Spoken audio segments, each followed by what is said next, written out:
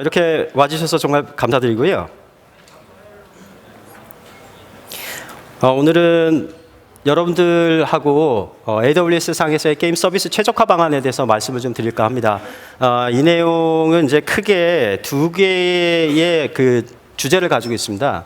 그러니까 2번인데요. 단일 이전에서의 글로벌 게임 서비스가 과연 가능한가라는 것과 그것을 가능하게 아키텍처링 할 때 어떤 것을 고려해야 되는가가 저희 그 가장 큰 꼭지고요. 나머지 AWS 상에서의 시스템 최적화 방안은 이것은 기존에도 몇 차례 여러분들과 공유가 된 내용이기도 합니다. 새로 오신 분들도 꽤 계실 테니까 이 부분은 좀 빠르게 내용을 좀 진행하도록 하겠습니다. 이번 세션은 시간이 좀 짧습니다. 30분이고요.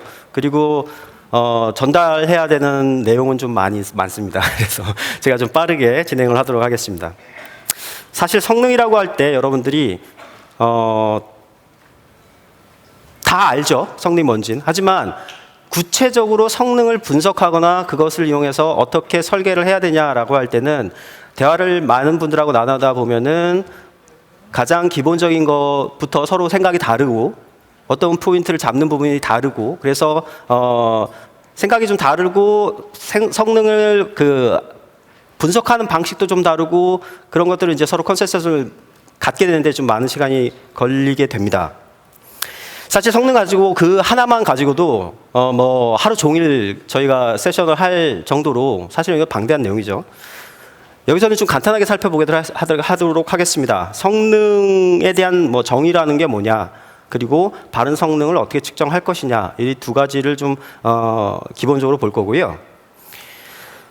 사실 저희가 이제 성능을 정의할 때는 이것을 관점의 문제라고 이야기를 합니다. 왜냐하면은 네트워크 엔지니어냐 아니면은 그것이 소프트웨어 개발자냐, 게임 서버 개발자냐, 클라이언트 개발자냐에 따라서 관심 있는 성능치가 다르거든요.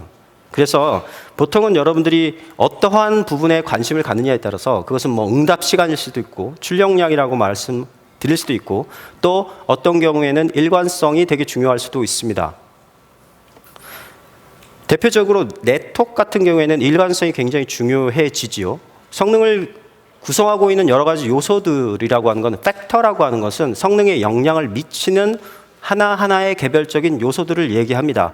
예를 들면 CPU 같은 경우에는 코어 개수라든가 네트워크에는 밴드위시라든가 즉 너비죠.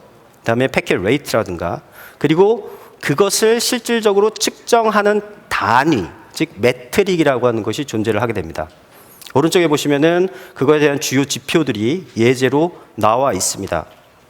제가 여기서 한 가지인데 좀 말씀드리고 싶은 건요. 성능에서요. 여러분들이 보통 병목이라고 하는 것이 있다라고 할 때 그 병목점을 해결하면은 성능이 좋아진다라고 통상 얘기를 합니다. 그럼 바틀렉이라고 하는 병목이 무엇이냐라고 정의를 하느냐? 성능 분석학에서는요. 정확하게 이렇게 정의를 합니다. 최대 활용도를 가지는 컴포넌트. 그 워크로드에서. 여러 개의 컴포넌트가 존재할 때 하나의 컴포넌트가 100%를 사용하고 있어요. 나머지는 50입니다. 그러면은 100%의 유틸라이제이션을 가지는 이 컴포넌트가 병목점이 됩니다. 그래서 성능 분석에서 튜닝은 결국은 이러한 병목 최대 유틸라이제이션 비율을 워크로드 비율에 따라서 균등하게 상승하도록 밸런싱을 맞추는 것을 튜닝이라고 합니다. 그런데 과거에는요, 여러분들, 물론 이제 저보다 나이가 많으신 분도 계시고, 좀 어리신 분도 계시겠지만, 과거에 10수년 전에서 성능 분석학이라고 하는 것이 왜 대두가 되었냐. 그 배경에는 사실은 산업계에서 어떤 성능치를 보여주었을 때, 그 성능치를 내가 똑같은데 사실은 더 좋게 보이게 하는 트릭들이 존재했어요.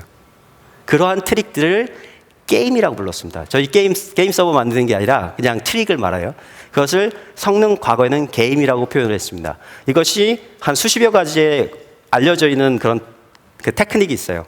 오늘 간단하게 보여드릴 거는 자 왼쪽에 워크로드에 대해서 처리량이라고 합시다. A와 B가 10, 20, 20, 10입니다. 여러분 상식적으로 같죠? 그렇죠? 평균을 내면요. 하지만 성능 게임 중에 비율 게임이라고 하는 게임이 있어요. B 기준을 1로 잡고 나머지를 A를 비교했을 때는 0.2가 되죠. 이거를 평균을 내면 1대 1.25가 됩니다. 그래서 A가 더 처리를 많이 한 것처럼 보여요. 거꾸로 하면 반대가 되죠. 그래서 이런 비교를 이용해서 더 성능이 좋은 것처럼 보이게 하는 행위를 과거에는 성능 게임이라고 했습니다. 이 말은 같은 성능치를 가지고도 어떻게 여러분들이 분석을 하느냐에 따라서 사실은 성능은 다르게 보인다는 거예요. 그래서 관점과 여러분들이 올바른 측정뿐만 아니라 데이터를 어떻게 파악하느냐가 사실은 성능이라고 하는 것을 파악하는 데 굉장히 중요한 요소가 됩니다. 오늘은 사실은 이 성능에 대한 어떤 일반적인 논의를 깊게 들어가지는 않을 겁니다. 하지만 여러분들이 어떠한 성능을 측정하고 그리고 시스템을 설계하실 때 반드시 관심을 기울이셔야 할 것은 먼저 관점, 즉 매트릭을 설정하셔야 되고요. 그리고 측정하려고 한 대상 시스템을 한정 지어야 됩니다. 그 시스템은 앞서 말씀드린 대로 병목점에 의한 성능 왜곡이 없는, 사실 말하면 정확히 말하면 파인 튜닝된 시스템이어야 돼요. 만약에 그러지 않고 성능을 측정하면 그건 이미 왜곡이 발생하는 거죠. 그리고 그것을 개선시켜 나가는 과정이 그래서 시스템에서는 또 필요한 겁니다.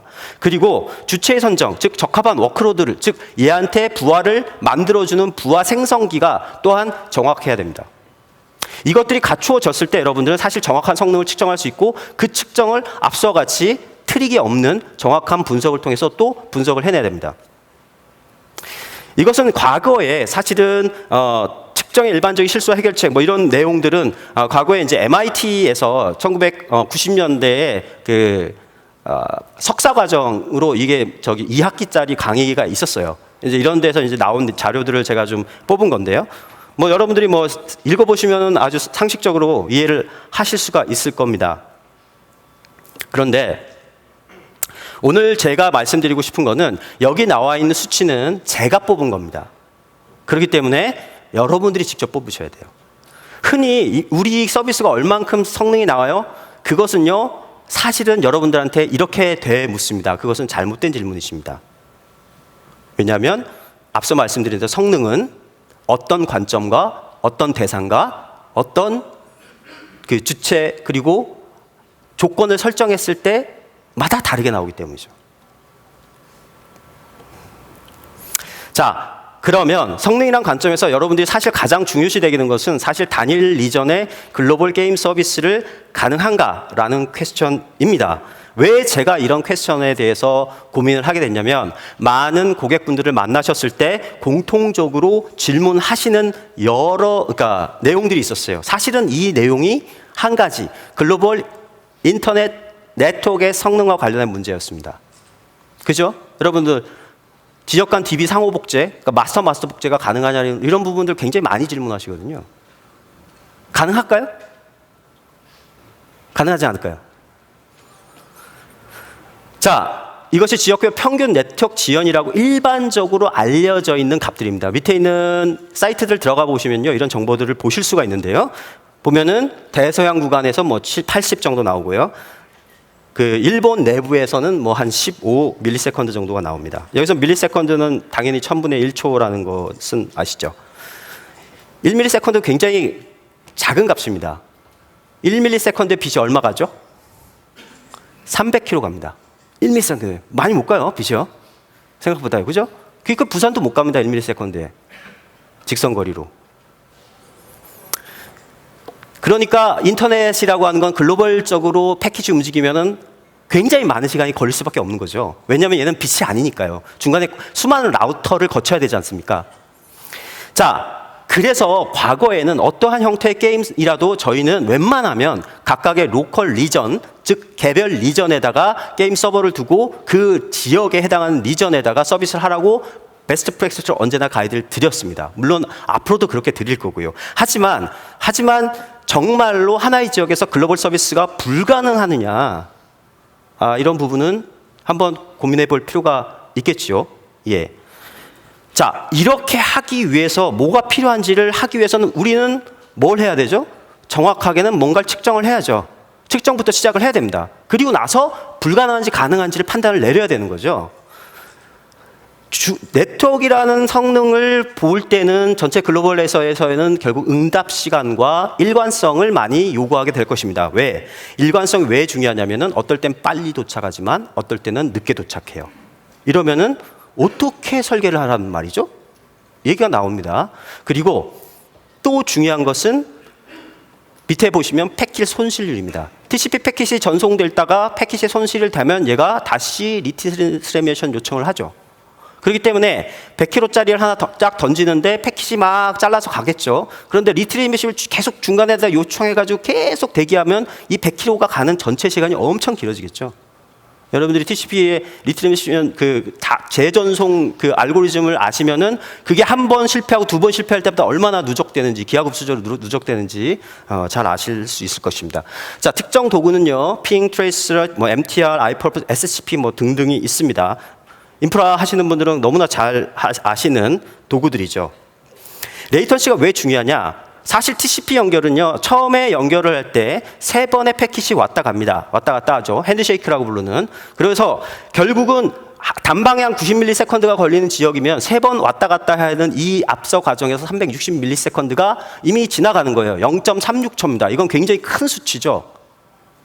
그렇기 때문에 한 번 맺어지면 그 세션을 계속 그 커넥션을 계속 유지해서 그 다음에 계속 통신을 하면 앞에 손실이 없어지죠.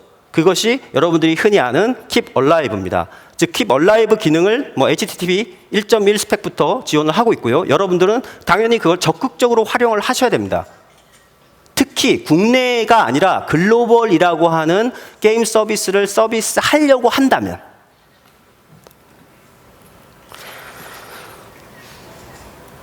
네. 자, 지금부터 하는 거는요, 절대적인 값이 절대 아니라는 걸 말씀드리겠습니다. 하지만 서울에서의 어떤 A망 사업자를 통해서 저희 AWS 차이나의 하나의 인스턴스를 제가 띄워서 AWS 서울 이전에서부터의 어떤 패스와 레이턴시, 그 다음에 그냥 우리나라 내부에서 A사나 B사의 망을 이용한 것들을 측정을 해봤습니다. 그래서 라우팅 경로의 일관성, 그 다음에 핑을 통한 지연과 지연의 범위, 그 다음에 데이터 전송, 이런 것들을 테스트해가지고 실질적으로 어떤 값들이 나오고 그 값을 통해서 우리는 어떠한 관점을 얻어낼 수 있는가를 한번 살펴보도록 하겠습니다. 중국과의 통신요, 여러분들 다 아시겠지만 널리 아는 말씀이지만 로컬 내부 망이 또 굉장히 복잡하고요. 그리고 그레이트 파이어월이라고 하는 것이 쳐져 있죠. 그 간섭으로 인해서 사실은 패킷이 시도 때도 없이 예상치 못한 상황에서 차단이 된다라고 일반적으로 알려져 있습니다. 이거는 저희가 어떻게 극복할 수 없는 문제이죠. 그것은 중국이라는 나라의 정책이니까요. 자, 일단 두 가지 경우를 통해서 저희가 라우팅을 비교를 해봤습니다. 라우팅을 비교를 해봤을 때, 자, 왼쪽하고 오른쪽이 있는데요. 여러분들이 흔히 보시는 것은요, 결국 여기서 관심을 가지셔야 될 것은 각각의 홉입니다. 물론 맨 위쪽에 보면 보이시는지 모르겠지만 왼쪽은 128 홉, 오른쪽은 안 나와 있습니다만 20 몇 홉입니다. 그런데 이건 절대적이지 않죠. 왜냐하면은 결국은 우리가 핑을 쳤을 때, 트레이스 라웃을 쳤을 때 결국 리턴 끝까지 가서 리턴을 받으면 홉은 의미가 있죠. 그러나 받지 못하면 사실 그 홉은 의미가 크게 없고요. 다만 각각의 홉에서 그 숫자가 여러 개가 나오죠. 이것은 분기를 뜻합니다. 8에 왼쪽에 보면 3개가 있고 10에 3개가 있고 이런. 제가 로그를 잘라가지고 보여드린 건데요. 이런 것들은 의미가 있습니다. 각각의 그 단계에서 어떤 분기 라우팅을 가지고 얼마나 많이 분기를 해 가는가. 결국은 각각의 라우터들은 최적 거리를 찾아가려고 설계를 하는데 어떤 경우는 굉장히 최적 거리를 잘 갈 수 있지만 어떤 경우는 그러니까 라우팅 패스가 복잡한 경우에는 어떤 경우는 굉장히 짧게 갈 수 있지만 어떤 경우에는 잘못하면 굉장히 느려질 수가 있죠. 이런 경우에는 일관성이 줄어들게 됩니다. 만약에 이것의 라우팅 패스가 어느 정도 고정되어 있고 일관성이 더 보장된다면 전체적인 레이턴시는 좀 느리더라도 오히려 일관성이 높은 쪽이 더 여러분들이 시스템을 설계할 때는 유리할 수가 있습니다. 위에는 핑 비교인데 MTR로 잘못되어 있고요. 예. 그 다음에 MTR을 트레이스로 하시면 돼요. MTR을 비교하시는 거는 여러분들이 MTR을 쳐보시면은 MTR은 계속해서 이 정보들을 업데이트하죠. 근데 중간중간에 보시면 로스 퍼센티지가 있습니다. 사실 이것이 100%냐 75%는 큰 의미가 없어요. 각각의 라우터가 내가 패킷에 응답을 할 거냐라는 것에 대한 설정이거든요. 안 해버리겠다라고 하면 안 가는 거고, 예를 들면 25%만 응답을 해줄래 라고 설정을 해버렸으면은 그것이 75%라고 나올 겁니다. 그러면 뭐가 중요하냐면은 패킷 로스가 적다는 것은 각각의 이 값이 로스율이 변하지 않아야 됩니다. 시간에 따라서 일정하게 유지가 되면 그것은 그 라우터의 세팅이라고 볼 수가 있는 거죠. 그래서 그 과정에서 이 부분을 살펴봄으로써 각각의 패킷 로스율이 어느 구간에서 높아질 수 있는가를 측정할 수가 있습니다. 산정할 수가 있습니다. 예상할 수가 있습니다. 그리고 여러분들이 흔히 말하는 이제 SCP를 이용해서 실제로 파일을 업로드 해보는 테스트를 하실 수가 있죠. 예를 들면 여러분들이 TCP 덤프 같은 경우를 이용하시면은 역시 마찬가지로 각각의 리트랜시미션이 얼마나 발생하는지를 알 수가 있습니다. A의 케이스에 있어서는 24번 발생됐고요. B 케이스, 즉 AWS 서울 리전에서 AWS 차이나 리전으로 했을 때는 리트랜스미션이 1번 발생했습니다. 자, 이런 이 결과가 의미하는 것은 결국은 트레이스 라우트 결과는 서울 리전과 베이징 리전 간의 그 라우팅 경로가 훨씬 일관성이 있다라고 저는 판단하는 것이고요. 핑 수행 결과는 A망은 53밀리에서 173밀리세컨드까지 사실은 라우팅 경로에 따라 응답 차이가 매우 컸습니다. 하지만 리전 간에는 107, 108 정도 편차가 크지 않았고요. 일관성이 많이 보장되는 편이었습니다. 데이터 전송 같은 경우에는 100KB 정도를 전송을 해봤는데요. 그때 재전송이 24회 발생하면서 약 7초, 그 다음에 1회 발생하면서 1.4초 이렇게 크게 차이가 났습니다. 자, 이렇게 차이가 나는 그 배경은요. 각 리전 간에는 저희 리전에는 최적화된 관리되는 망을 타고 패킷이 왔다 갔다 하기 때문입니다.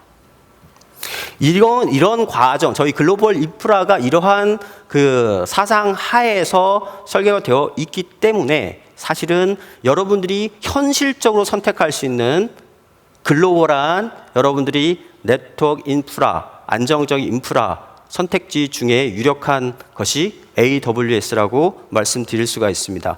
이러한 내용을 가지고 저희가 새롭게 출시한 서비스가 바로 S3 전송 가속입니다. 이게 무슨 말이냐면요. 과거에는 그냥 내가 한국에서 미국에 있는 S3에다 올리겠다. 그러면 과거에는 이제 그냥 올라갔죠. 네. 그런데 지금은 엣지라고 하는 저희가 이제 클라우드 프론트라는 CDN 서비스가 있습니다. 그걸 통해서 전송이 됐을 때는 결국 옵티마이즈된 패스를 통해서 올라가고, 물론 이것을 위해서 또 TCP나 이런 패킷도 최적화가 되어 있습니다만 훨씬 높은 빠른 전송이 가능합니다. 그래서 저희가 이 S3 전송 가속이라고 새로운 서비스가 공개가 되었고요. 약 최대 300% 빠르다고 이야기가 되고 있습니다. 이것이 구체적으로 여러분들이 전송을 가속했을 때의 결과치입니다. 네, 이게 걸린 시간입니다. 걸린 시간이 밑에 건 S3에 바로 S3에 바로 위에 올리는 게 이제 바로 올리는 거고요. 그 다음에 밑에가 가속화된 형태입니다. 그래서 이제 속도를 비교한 건데요. 속도 차가 꽤 많이 납니다. 그래서 저희가 이 S3와 같이 여러분들이 만약에 게임 쪽을 서비스한다 그럴 때 이거는 이제 새로운 서비스고요. 결국 클라우드 프론트를 활용하는 가장 좋은 방법 중에 하나는 클라우드 프론트의 동적 컨텐츠 기능이라는 것을 이용하시는 겁니다. 동적 컨텐츠라고 하는 것은 여러분들이 그러니까 CDN 배포 자체를 기본적으로 그냥 정적 파일만 전달하는 것이 아니라 클라우드 프론트가 가지고 있는, 즉 동적인 쿼리에 대한 응답을 해주는 기능이 있습니다. 클라우드 프론트의 오리진을 동적 서버, 즉 그냥 웹 서버로 놓아두시면 CF, 즉 클라우드 프론트부터 오리지널 서비스까지 그냥 패킷이 왔다 갔다 할 때 그 최적화된 망을 통해서 왔다 갔다 하게 되는 것이죠. 그래서 결국은 안정적이고 좀 더 좋은 레이턴시를 보장받으실 수 있는 가능성이 굉장히 높아지는 겁니다. 그것이 저희가 이야기하는 동적 컨텐츠 기능을 특히 HTTP형 게임에서는 많이 고려를 해보시라. 그것을 글로벌적으로 서비스를 하실 땐 라고 말씀드리는 거고요. 컨텐츠의 동작 방식은요, 오리진을 여러분들이 지정을 하시면은 그러면은 그냥 글로 갑니다. 오리진을 예를 들면 웹서버로 지정하시면요, 그리고 이제 뭐 그 헤더 정보를 뭐 이렇게 매번 캐싱이 안 되고 매번 요청하는 뭐 그 옵션으로 선택만 하시면 그냥 그쪽에서 가져오게 돼요. CF를 물론 URL을 호출을 하셔야겠죠. 클라우드 프런트 DNS로 룩업을 하시면. 간단하게 이 부분에 대해서는 데모를 보여드리도록 하겠습니다. 네, 데모는 이미 제가 실행을 해놨습니다. 왜냐하면 시간이 없어서요. 자, 두 가지입니다. 일단은 보시면요, 자, EC2가 존재를 하고요. 그리고 저희가 AWS 클라우드 프론트라는 것이 존재를 합니다. 보이시나요? 네, 인터넷이 연결이 지금 제게 안 돼 있네요. 네,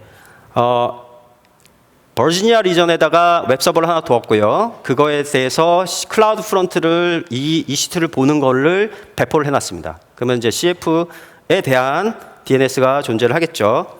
그래서 자, 위에서 보시는 첫 번째 내용이 결국 여기 EC2에 대한 직접적인 호출입니다. 이 경우에는 대략 67.3초가 걸렸죠. 똑같은 조건에서 클라우드 프론트로 호출을 했을 때는 대략 40.09초 정도가 걸렸습니다. 네, 굉장히 차이가 많이 나죠. 네.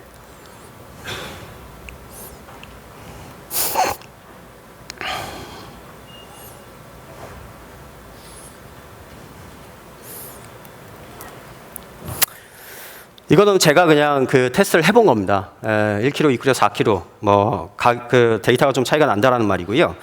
자, 이제 주제적으로 말씀드려 보겠습니다. 글로벌 서비스를 이야기하실 때 네트워크에 대한 중요성, 그리고 HTTPS형 게임에 대해서는 CF의 클라우드 프론트의 동적 컨텐츠 기능을 많이 테스트해 보시라. 그 다음에 TCP형 게임인 경우에는요, 클라우드 프론트가 아직 TCP 프록시 기능을 지원하진 않습니다. 그렇기 때문에 각 해당 리전에다가 여러분들이 프록시 서버를 두시고 그 서버를 통해서 오리지널 서버로 접근을 해서 커넥션을, 데이터를 왔다 갔다 하게 하는 방법을 고려해 보시는 건 의미가 있다고 저는 생각을 합니다. 그래서 지금까지 이 문제 제기를 통해서 성능 관련한 검증을 했고요. 그리고 최적화된 인터넷 경로와 킷 얼라이브 정도를 여러분들이 찾아내는 그 과정들을, 판단하는 과정들을 아주 빠르게 훑어봤습니다. 저희가 이제 그거와 관련해서 여러분들이 이용하실 수 있는 서비스들은 앞서 말한 대로 두 가지가 존재를 하고요. 자, 그럼 구체적으로 이렇게 저는 말씀을 드리고 싶습니다. 글로벌 단일 리전 게임 설계를 할 때는 첫 번째, 지연을 인정하라는 거죠. 지연을 인정하지 않는 순간 사실은 공상과학의 영역에서 저희는 설계를 해야 됩니다. 자, 전 세계 어느 지역이든 500에서 1초의 지연은 인정을 해야 되는 거고요. 그 게임 종류에 따라 그것을 설계 반영을 하셔야 됩니다. 비동기나 버퍼링이나 아니면은 eventually consistency가 가능한 UDP를 적극적으로 활용을 하시던 거예요. 그리고 지원 가능한 인프라를 선택하셔야 됩니다. 현존하는 제가 아는 범위 내에서 글로벌하게 내부에 최적화된 인터넷으로 관리되고 있는 전지구적 서비스는 현재 AWS에 밖에 없는 건 아니지만 굉장히 커버리지가 높은 서비스가 AWS입니다. 그리고 서비스 대상 범위를 지정하고 검증하셔야 됩니다. 그냥 저희한테 물으셔서 이거 돼요? 라고 하시면 사실 안 돼요. 여러분들이 그 지역별로의 레이턴시를 다 측정을 하셔야 됩니다. 그 다음에 지연이 심한 경우에는 과감히 취사 선택을 하셔야 돼요. 어떤 유저는 너무 지연이 심한 유저가 존재할 수 있습니다. 그럼 그 사람들을 계속 붙잡고 있을 거냐? 과감하게 서비스를 막을 거냐? 이거는 여러분들의 비즈니스적인 관점적인 차이에서 나오는 거고요.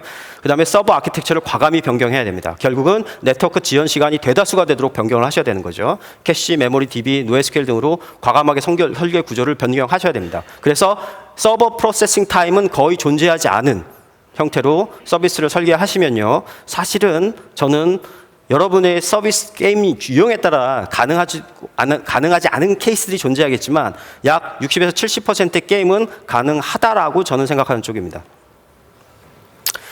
네, 사실 여기까지가 원래 제가 오리지널하게 준비한 내용입니다. 지금 사실 남은 시간이 거의 없기 때문에요. 제가 남은 내용들은 최대한 시간 되는 데까지만 딱 하겠습니다. 괜찮으시겠죠? 자, AWS에서의 컴퓨팅 퍼포먼스라는 것은 결국은 인스턴스의 선택입니다. 이미 최적화된 인스턴스 타입들을 가지고 있기 때문에 과거의 OS 파라미터 튜닝, IO 튜닝 한번 생각해 보십시오. 과거에는 그 튜닝 자체가 기술이고 예술이었습니다. 하지만 지금은 여러분들이 그걸 하실 필요가 없습니다. 인스턴스 타입을 선택하면 그거에 따른 최적화된 환경이 이미 주어지기 때문이죠. 나한테 적합한 걸 선택하는 것이 굉장히 중요하고요. 예를 들면 그렇지만 여러분들이 게임 서버를 설계할 때 제일 중요한 것 중에 하나가 시스템 콜이라고 하는 것의 비용을 언제나 생각하셔야 되는 겁니다. 이것은 커널에 요청을 했다가 받아오는 거기 때문에요. 이것들이 많으면 많을수록 결국은 커널 프로세싱 타임을 요구하기 때문에 인스턴스 자체, 즉 하나의 서버 자체의 프로세싱은 굉장히 느려질 수밖에 없습니다. 그래서 게임 서버 설계 시에 시스템 콜을 최소화하라가 방안 하나입니다. 실제로 단일 스레드나 다중 스레드를 여러분들이 고민을 하실 때 다중 스레드를 안 하는 이유는 동기화하기도 어렵지만 그것이 실제로 공유 자원을 이용해서 작동할 수밖에 없기 때문이죠. 그리고 그것이 큐든 아니면은 여러분들이 예를 들면 버퍼든 이런 것들을 사실 해보시면은 결국은 락킹이 발생하기 때문에 0 아니면 1인 경우에 가장 사실은 오버헤드가 커집니다. OS에 대한 끊임없이 요청을 하기 때문이죠. 그런데 그걸 하지 않고 어플리케이션 안에 대해서 얼마든지 하는 방법이 많이 있습니다. 예를 들면 원형 버퍼를 사용한다든가 여러분들이 전산학 시간대 공부하셨던 그런 내용들을 사용하시면은 사실상 굉장히 시스템 콜을 줄이는 서버 설계가 가능해집니다. 그래서 시스템 콜을 최소화하라는 말씀이고요. 정말 안 되는 경우에 기본적인 처리를 위해서는 처리량을 위해서는 어싱크 콜을 쓰시는 거고요. 지연 시간 절감을 위해서는 캐시나 메모리, NoSQL들을 쓰시는 것을 하나의 원리라고 생각하시면 될 것 같습니다.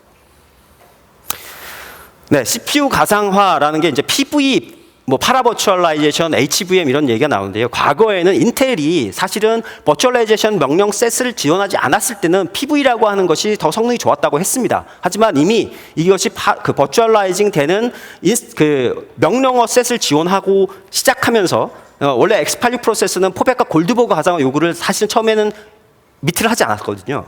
그것을 요구를 하게 되면서부터는 사실상 전가상화라고 하는 하이퍼바이저 레이어가 완벽하게 동작을 하더라도 하드웨어 퍼포먼스가 그렇게 낮아지지 않거나 PV에 비해서 더 높아지는 결과들이 만들어졌습니다. 그래서 HVM을 요즘엔 쓰는 거고요. HVM이 나쁘지 않고 전가상화를 쓰시라고 일부 드라이버의 경우에서는 조건별로 PV처럼 행동하도록 하는 것, 그것이 PV HVM입니다.